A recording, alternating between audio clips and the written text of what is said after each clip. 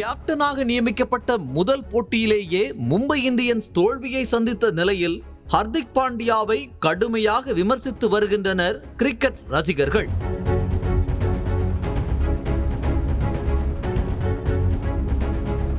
Gujarat Titans Mumbai Indians அணிகள் மோதிய 5வது IPL லீக் போட்டி அகமதாபாத் நரேந்திர மோடி மைதானத்தில் நடைபெற்றது. ஹர்திக் பாண்டியா குஜராத் அணியில் இருந்து மாறி மும்பை அணியின் கேப்டனாக நியமிக்கப்பட்ட பின் இரு அணிகளும் மோதும் முதல் போட்டி என்பதால் அதிக எதிர்பார்ப்பு இருந்தது.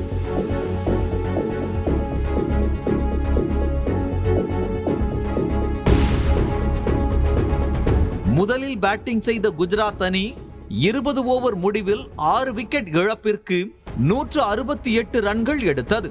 அடுத்து ஆடிய மும்பை இந்தியன்ஸ் அணி முதலில் சிறப்பான ஆட்டத்தையே வெளிப்படுத்தியது. கடைசி 5 ஓவர்களில் 43 ரன்கள் மட்டுமே தேவைப்பட்டது. கையில் 7 விக்கெட்டுகள் இருந்தும் எளிதாக வெல்லக்கூடிய போட்டியை மும்பை அணி கோட்டை விட்டது.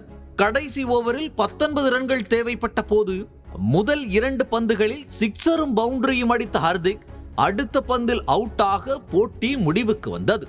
20 ஓவர் முடிவில் 9 விக்கெட் இழப்பிற்கு 162 ரன்கள் எடுத்து 6 ரன்கள் வித்தியாசத்தில் தோல்வியை சந்தித்தது மும்பை இந்தியன்ஸ்.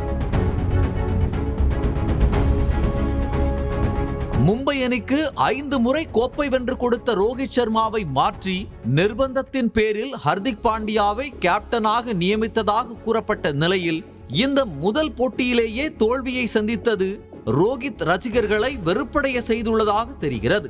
சமூக வலைதளங்களில் ஹர்திக் பாண்டியாவை பலரும் கடுமையாக விமர்சித்து வருகின்றனர். அதேபோல் 3 ஓவர்கள் வீசி 30 ரன்கள் கொடுத்து விக்கெட் எதுவும் எடுக்காததும் ஹர்திக் பாண்டியாவுக்கு பின்னடைவாக கருதப்படுகிறது.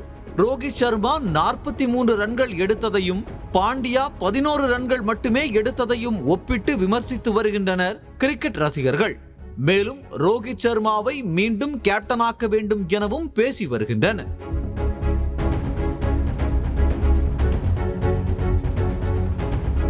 தோல்விக்கு பிறகு பேசிய கேப்டன் ஹர்திக் பாண்டியா கடைசி 5 ஓவர்களில் போட்டியை வெற்றிகரமாக முடித்துவிட முடியும் என நினைத்ததாகவும் எதிர்பார்த்ததை விட குறைவாகவே அடிக்க முடிந்ததாகவும் கூறியுள்ளார்.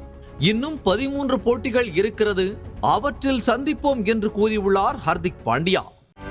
செய்திகளை உடனுக்குடனும் துல்லியமாகவும் தெரிந்து கொள்ள சப்ஸ்கிரைப் பண்ணுங்க.